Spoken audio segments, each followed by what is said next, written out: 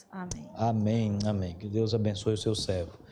Irmãos, Ageu, capítulo 2, os últimos 4 versos desse texto, do verso 20 ao verso 23, serão os versículos que nós estaremos expondo nessa noite. Diz assim a palavra de Deus, Ageu, capítulo 2, do 20 ao 23. Veio a palavra do Senhor segunda vez a Ageu, ao 24º dia do mês, dizendo: Fala a Zorobabel, governador de Judá. Farei abalar o céu e a terra. Derribarei o trono dos reinos e destruirei a força dos reinos das nações. Destruirei o carro e os que andam nele, os cavalos e os seus cavaleiros. Cairão em um pela espada do outro. Naquele dia, diz o Senhor dos Exércitos, tomar-te-ei, ó Zorobabel, filho de Salatiel, servo meu, diz o Senhor, e te farei como um anel de selar, porque te escolhi, diz o Senhor dos Exércitos. Vamos orar mais uma vez, pedindo que Deus possa falar ao nosso coração nessa noite. Presbítero Leandro, nos apresenta a Deus em oração, por gentileza. Vamos orar, irmãos. Ó Deus e Pai, nós te louvamos, Senhor, e agradecemos o teu nome, porque, Deus, estamos reunidos, Pai, na tua casa com o único propósito de te adorar, Senhor. Pedimos agora, humildemente, que o Senhor fale aos nossos corações com poder, com graça, pela exposição da tua Sagrada Escritura, Deus. Que o teu nome possa ser glorificado em nossas vidas e nós sejamos edificados pela tua palavra. Em nome de Jesus nós oramos. Amém, amém. Meus amados irmãos, todos nós já conhecemos o contexto dessa profecia, o momento histórico, o ano que guardamos na nossa mente, é o ano 520 a.C. Jerusalém, os israelitas estavam sob o poder do poderoso, do grande Império Persa, um império extremamente vasto, né? Pegava parte do Egito, beirando ali na parte do que hoje é a Grécia, passando por Jerusalém, indo para Irã, Iraque, toda aquela região. Se os irmãos depois tiverem curiosidade, procura na internet para ver a extensão desse império. Império de fato impressionante. Reis que entraram para a história: Ciro, Xerxes, Artaxerxes. É um império que até hoje ainda é estudado, ainda é conhecido. Israel não era um reino mais nesse momento. A glória do primeiro templo havia desaparecido, os babilônicos haviam invadido, destruído tudo. Davi, o reinado de Davi havia perecido, Salomão, o reino estava dividindo, e Israel não era mais aquele estado independente como fora no tempo de Davi ou no tempo de Salomão. Era apenas agora uma província pertencente a esse grande império medo-persa. E aí a palavra de Deus veio por intermédio do profeta Ageu ao seu povo naquele momento. Foram 4 profecias. A primeira profecia, meus amados irmãos, é uma exortação para que o povo fizesse alguma coisa, se levantasse, reconstruísse o templo. Deus estava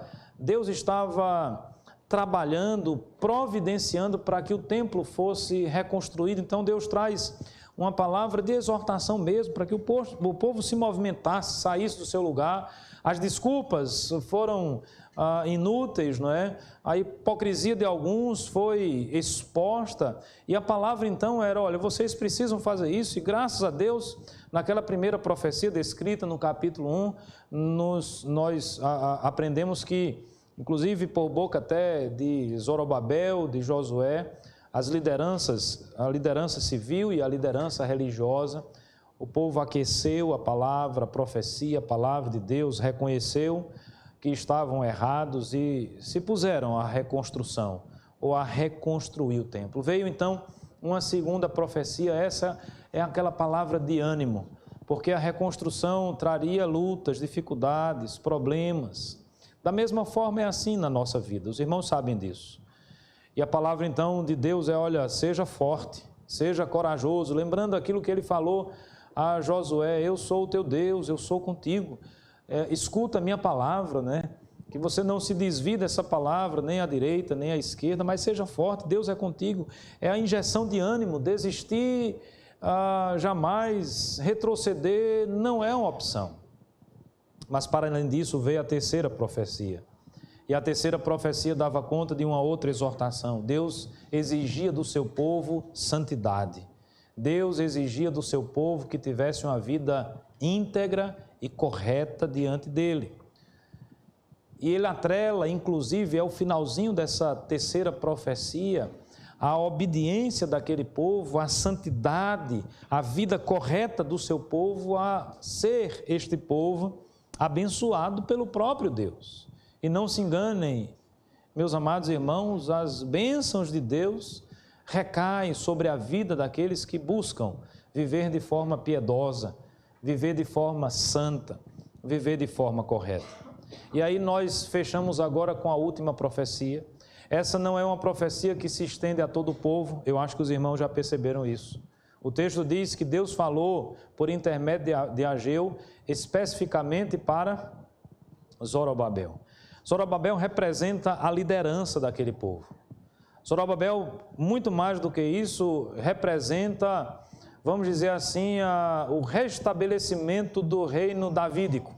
A gente vai abordar talvez isso um pouquinho mais para o final da nossa meditação.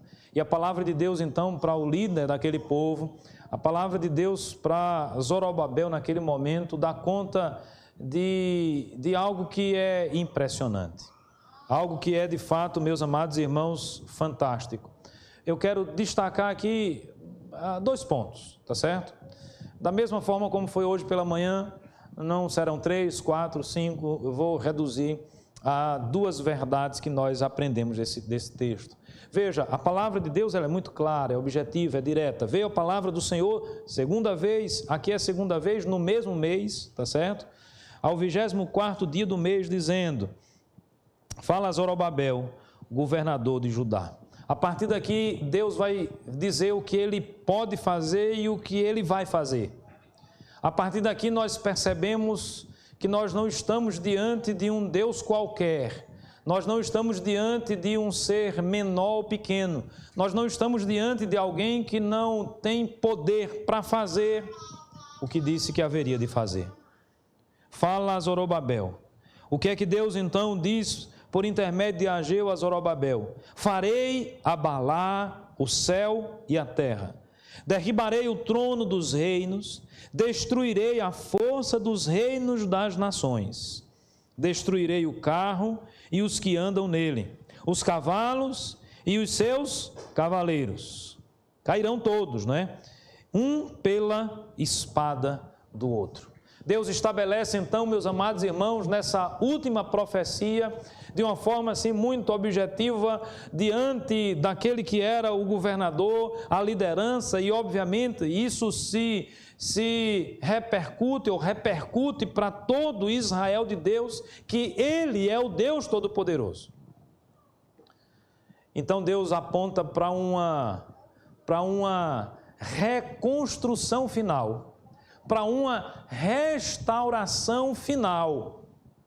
Não era mais agora a restauração do templo, não era agora mais a restauração de Israel como um mero reino humano, na perspectiva do que foi o reino quando Davi era rei, quando Salomão era rei, ou até mesmo numa perspectiva de reinos divididos, mesmo que sejam independentes, que não era o caso específico ali. Israel era simplesmente uma província que estava sob o jugo, sob o poder de um império muito mais forte, de um império muito mais potente, de um império muito mais vigoroso, com um exército impressionante. Deus está dizendo e falando e apontando profeticamente, não para uma realidade agora que estava restrita àquele momento. É interessante que algumas profecias no Velho Testamento, elas vão ter um cumprimento no tempo presente. O tempo presente que eu digo é o tempo lá da profecia, no tempo específico, e às vezes até a mesma profecia aponta, nos remete para realidades futuras. Eu enxergo nesse texto A palavra de Deus, a profecia do Senhor, falando-nos de uma grande restauração, de uma restauração final, de uma restauração definitiva. E essa restauração só será possível porque ela será realizada pelo Deus Todo-Poderoso, Criador dos céus e da terra. O Deus que haverá de abalar os céus e a terra, e Ele pode fazer isso porque Ele foi o Criador dos céus e da terra. Se Ele foi o Criador dos céus e da terra, se Ele é o Deus que a tudo criou, se Deus criou do nada e não foi criado por ninguém, se Ele compreende, entende, aquele que tudo que nós podemos conhecer, tudo que existe veio das suas mãos, Ele com certeza tem poder para abalar os céus e a terra.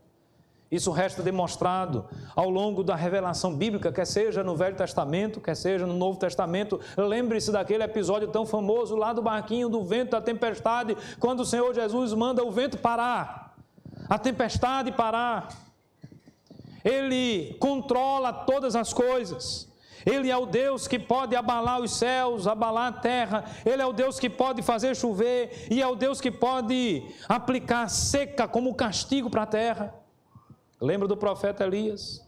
A seca que havia sido imposta pelo próprio Deus. Os irmãos lembram dessa história? É o Deus que controla todas as coisas. E esse Deus, então, na sua revelação, mostra esse poder, mostra aquilo que Ele é capaz de fazer, e para além daquilo que Ele é capaz de fazer, Ele diz o que Ele fará. E o que é que Deus fará, meus amados irmãos? Em algum momento da história, tronos, reinos, forças, exércitos, seja eles quais forem, serão destruídos pelo Senhor Deus. Os irmãos perceberam como termina essa profecia? Essa profecia termina com a seguinte expressão: diz o Senhor dos exércitos. Se os irmãos forem lá para o capítulo 1, os irmãos vão ver, diz o Senhor dos exércitos. Está lá, capítulo 1, por exemplo, versículo 3. Essa expressão, Senhor dos exércitos, ela é várias vezes repetida aqui nas profecias, aqui nesse livro de Ageu. É uma ilustração muito interessante. Veja, Deus está falando para um povo que não tinha independência, que estava sob o poder do maior império que existia no mundo naquela época. Um povo que não tinha a força necessária para enfrentar o exército persa. Mas Deus está dizendo, eu sou o Senhor dos exércitos. Eu sou o Senhor do exército persa, como eu sou o Senhor do exército babilônico, como eu sou o Senhor do exército romano que virá mais à frente. Eu sou o Senhor de todas as coisas. Eu vou abalar a terra, eu vou abalar os céus, eu vou derrubar reinos, eu vou derrubar tronos. Nós estamos diante de um Deus que é o Senhor da história. Nós não temos, meus amados irmãos, aquela compreensão de um Deus que nós até, ou que alguns até entendem como poderoso, magnífico, soberano, criador, mas impingem em Deus a ideia de que Ele criou as coisas, ou Ele criou o universo, ou Ele criou a terra, ou Ele criou a todos nós, a humanidade, e simplesmente abandonou a sua criação. Nós não acreditamos no Deus que age dessa forma. Nós acreditamos no Deus que é o Senhor da história. É o Senhor da geopolítica. É o Senhor da política no sentido mais macro, mais amplo, do ponto de vista do globo que nós possamos imaginar e pensar. E ao mesmo tempo é o Senhor da história da sua vida, da minha vida. Ele nos conhece. Nada foge ao poder e ao conhecimento de Deus. Absolutamente nada. Meus amados irmãos, quantos bilhões de habitantes tem a Terra? E a Bíblia diz que Deus conhece a fala do Digleito, quando o Digleito ainda nem falou. Quem é o Digleito?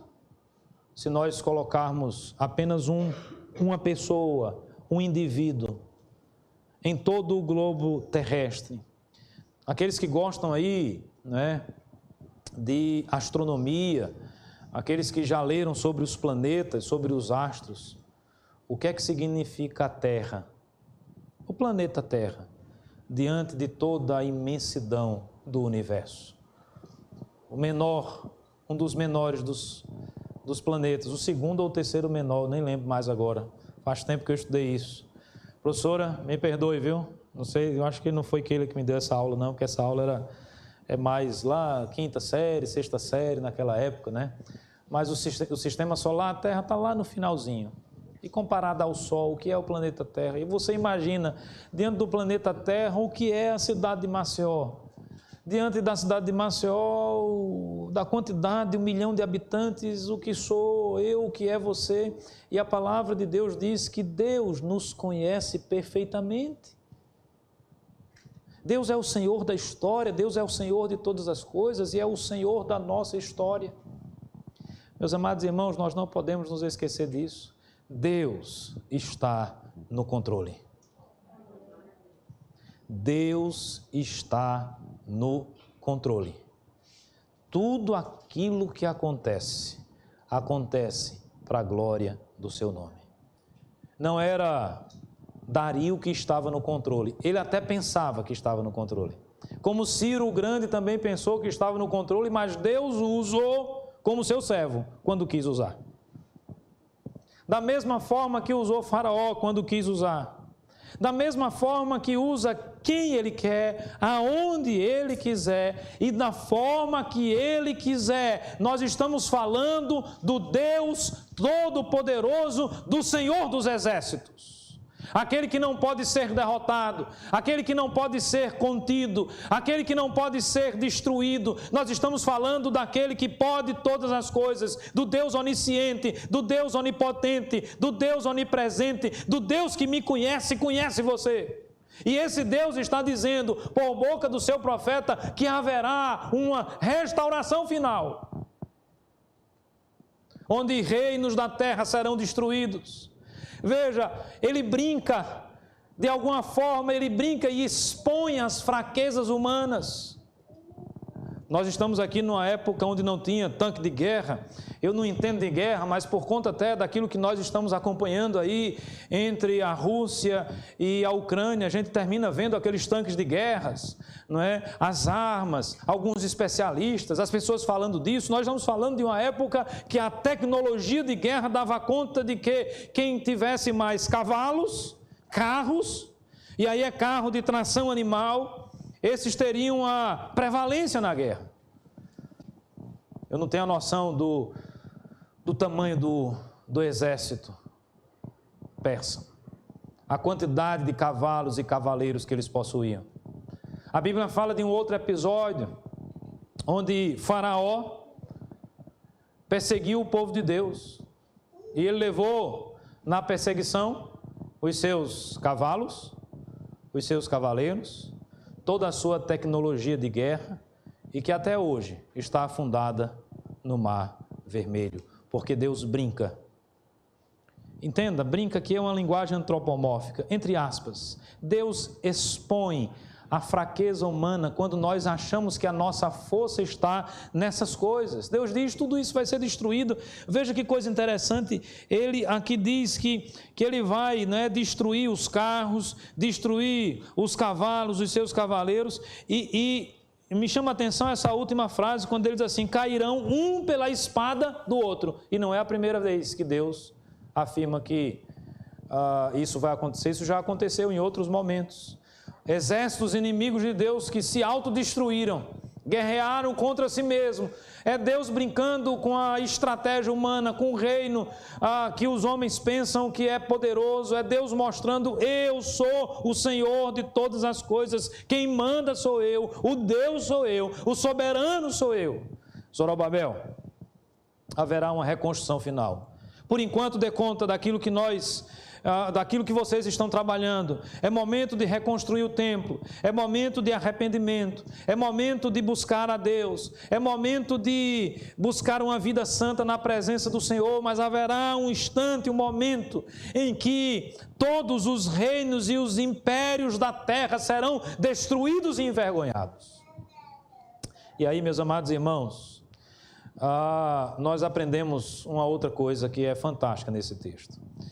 Eu não sei, você que gosta de ler a Bíblia, se você, por exemplo, ao ler o Velho Testamento, você acha o Velho Testamento mais difícil do que o Novo.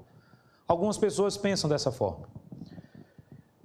Na realidade, o Novo Testamento está latente no Velho, né? Está ali como que escondido. E existe uma chave que nos ajuda a interpretar tudo no Velho Testamento. É um segredo que eu vou contar para vocês. É a chave do cofre. Como compreender o Velho Testamento? Como entender o Velho Testamento? Tem uma chave. Tem um código. Eu vou dizer o código agora para vocês. Anota aí. Jesus Cristo. Ele é a chave da interpretação do Velho Testamento.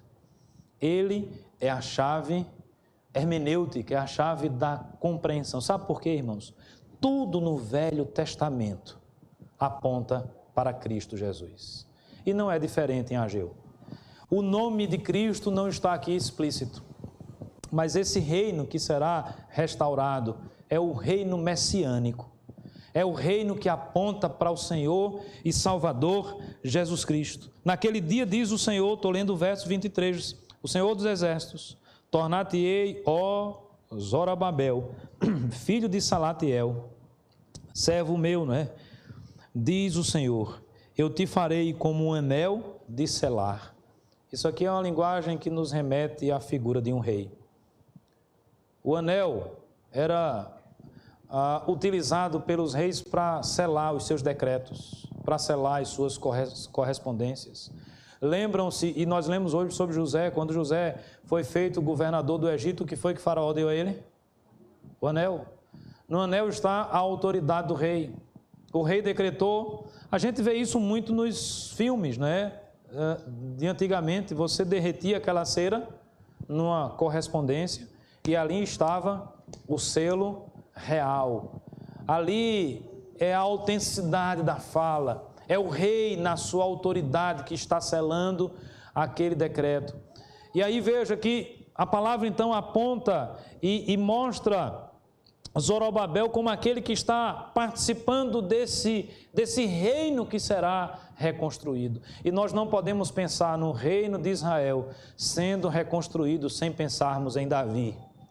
E todas as vezes que nós pensamos em Davi, nós não podemos pensar em Davi sem pensar naquele que é descendência de Davi, naquele que é o Rei dos Reis, o Senhor dos Senhores, o Rei por excelência. Se você abrir a sua Bíblia em Mateus capítulo 1, os primeiros, acho que 16, 15 versículos, você vai encontrar a genealogia de Jesus.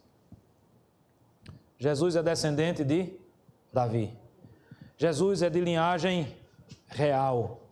Jesus é o Rei dos Reis. E o texto, então, aponta-nos, porque é o prenúncio. Veja, todo o Velho Testamento, meus amados irmãos, se apresenta na perspectiva de apontar para Cristo.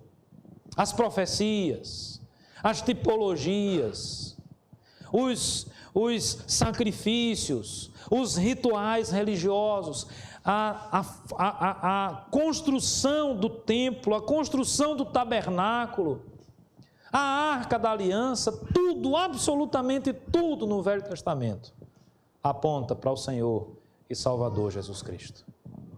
E não é diferente nesse texto. Veja, a palavra de Deus não está aqui dizendo para Zorobabel que o reino físico seria de fato reconfigurado, reconstruído. Hoje Israel é um estado independente. Como eu falei, às vezes a profecia pode estar relacionada a um episódio naquele instante, mas eu queria que nós focássemos para algo que para mim vai além. Porque o templo foi reconstruído e destruído depois. E Deus nos fez, seu povo, a sua igreja, a habitação e o templo do Espírito Santo de Deus. Nós somos o templo. E nós estamos falando da igreja que haverá de reinar eternamente na presença de Deus. Nós estamos falando de uma palavra que é messiânica, de uma palavra que é profética, de uma promessa que não se restringe a um reino, deste mundo, o Império Persa foi destruído. Todos os impérios do passado foram destruídos. E os impérios que existem hoje, se Jesus não volta antes, serão destruídos. Está aí a guerra.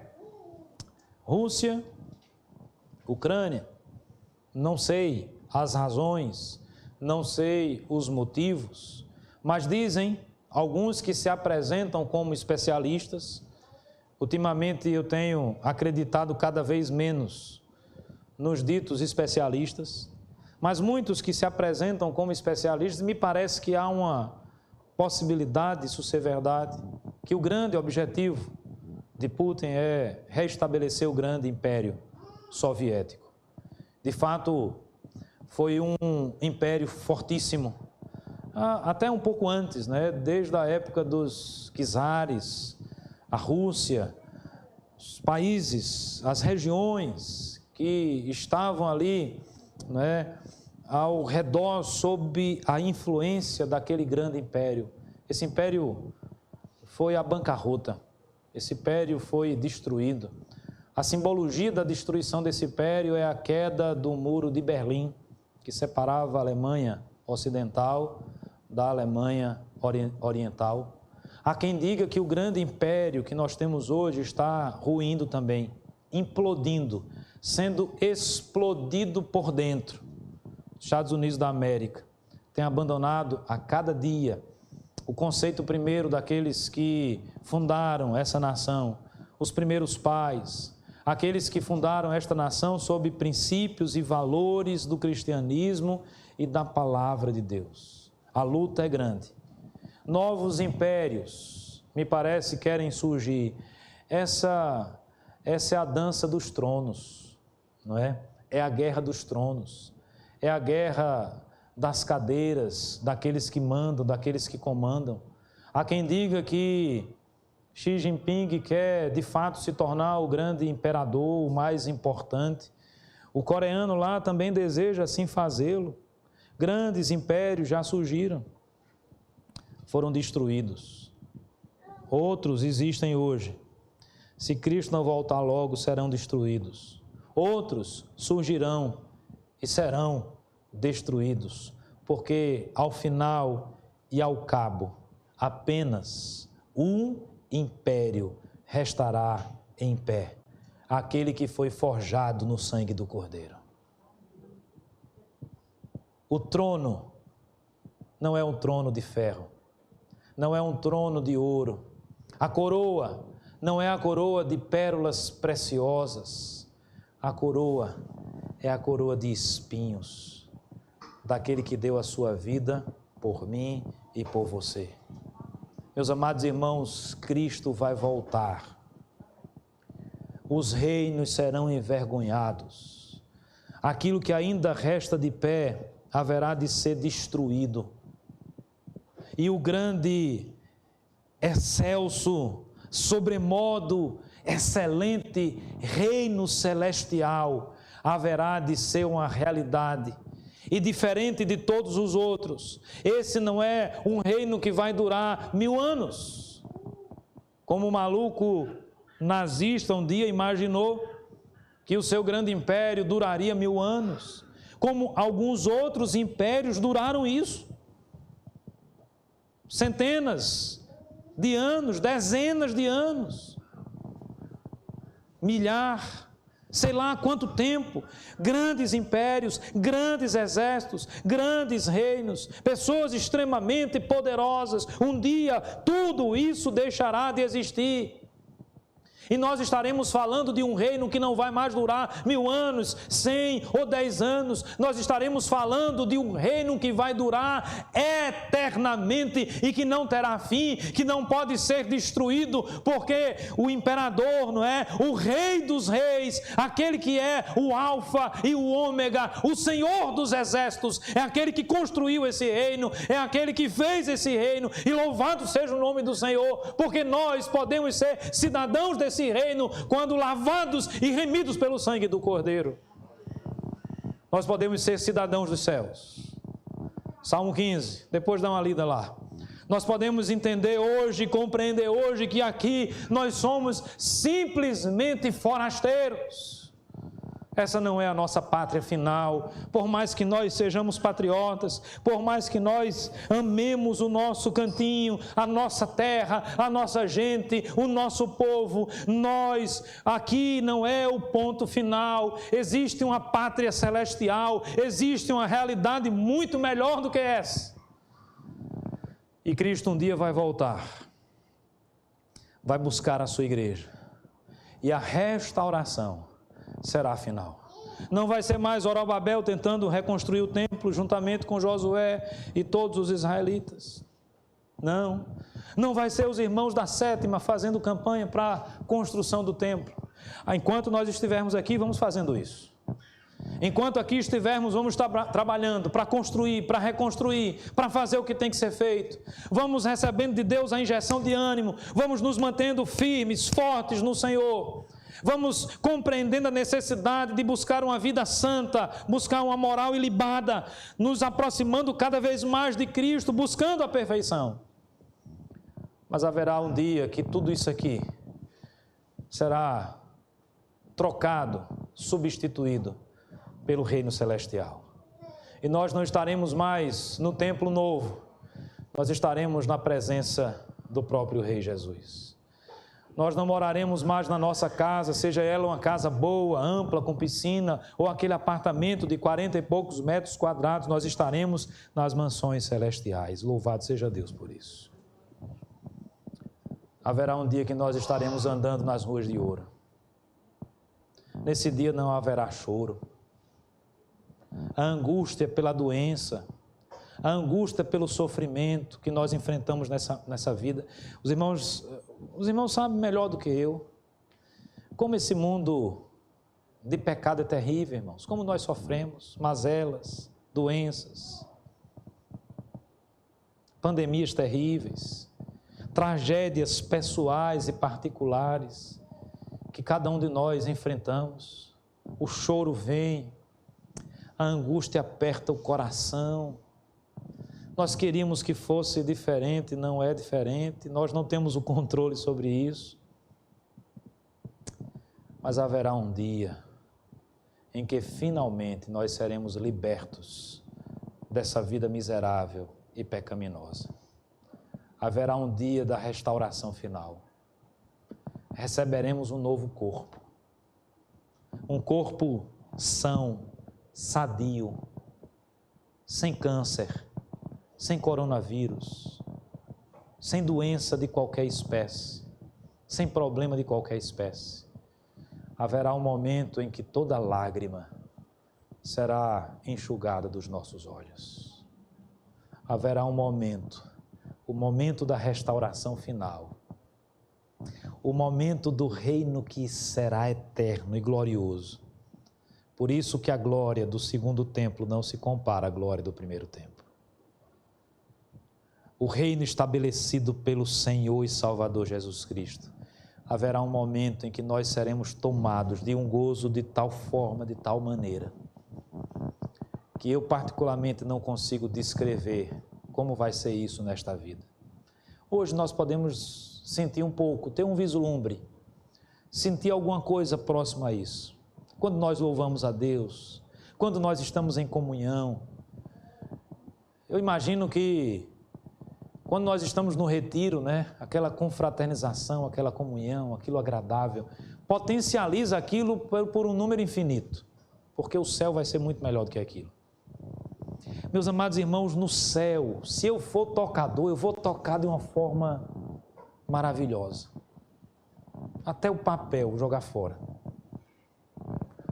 Não vai ter desafinado. Você, meu irmão, que é desafinado, você vai competir tete a tete com os anjos.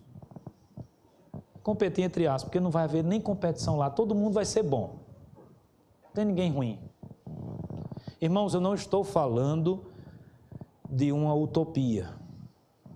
Eu estou falando de uma realidade. O que é que você quer para a sua vida? O que é que você deseja para a sua vida?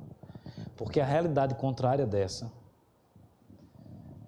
vai o inverso disso e piora o sofrimento eternamente. É isso que você quer? Você quer sofrer eternamente? Você quer padecer eternamente? Porque hoje você decidiu ser uma pessoa descolada e fazer um bocado de coisa e curtir a vida e meter o pé na jaca e fazer isso ou fazer aquilo outro. Você acha que vale a pena trocar esta vida pela vida eterna? Não vale a pena. Não pense nisso.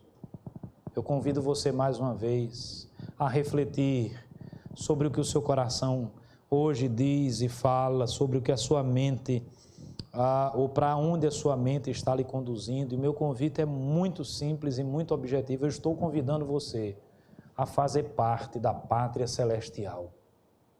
Eu não tenho a chave. Eu não tenho como dizer assim, José, eu estou garantido, você vai para o céu. Mas existe alguém que pode garantir. Quem garante é o próprio Senhor e Salvador Jesus Cristo. E ele disse, José, eu morri por você. André, eu morri por você. Fred, eu entreguei a minha vida por você. Irmã Yaponira, eu entreguei a minha vida por você. Para que vocês participem do reino eterno e sejam felizes para sempre. Que coisa maravilhosa, meus amados irmãos. Haverá uma restauração final. Eu quero estar lá. Em nome de Jesus eu vou estar lá. E eu quero ver todo mundo aqui, para a gente jogar um Uno santo. Uma dama santa. Cadê o Wellington? Quem sabe lá o Wellington ganha de mim na dama. E eu consigo ganhar do Jorge no xadrez, que eu não consigo. Quem sabe lá só vai dar empate. Porque todo mundo vai estar craque. É isso que nós precisamos desejar no nosso coração. Zorobabel, existe um Deus Todo-Poderoso. Haverá um momento em que os reinos serão destruídos. Os tanques de guerra não vão valer absolutamente nada. As bombas atômicas, as armas, os helicópteros, os grandes caças que compõem a aviação de grandes exércitos, os navios que impressionam, os submarinos, nada disso. Tudo isso vai ser destruído. Tudo isso não vai valer de absolutamente nada. Haverá um dia em que todo joelho se dobrará e confessará que só Cristo é o Senhor. Você quer participar disso? Você quer sentir essas alegrias? Um pouquinho delas já antes. Dobre o seu joelho. Confesse a Cristo como Senhor e Salvador da sua vida. Entregue agora a sua vida nas mãos do Senhor Jesus. Que Ele nos abençoe. Amém. Senhor nosso Deus e Pai bendito, diante da Tua palavra lida, ó Deus, o nosso coração se alegra em saber que apesar de nós, do nosso pecado e do mundo caído que nós vivemos, nós hoje temos a certeza, a convicção da vida eterna em Cristo Jesus. E por isso nós louvamos e bendizemos o Teu nome, pelo sacrifício do nosso Salvador. Louvamos e bendizemos o Teu nome, ó Deus, porque haverá essa reconstrução final. Haverá esse momento em que a pátria celestial será definitivamente estabelecida. Toda a criação que sofre e geme será redimida. Ó Pai Santo, nós Te louvamos e Te bendizemos por isso. E clamamos nesse momento para que cada um de nós que estamos ouvindo essa palavra nessa noite, possamos participar desta bênção. Bênção indizível, bênção inenarrável, bênção imensurável, que todos nós possamos entregar definitivamente, sem reservas, de uma vez por todas, a nossa vida nas mãos do Senhor Jesus. No nome de quem nós a Ti oramos nesse momento. Amém, amém, amém. Vamos ficar em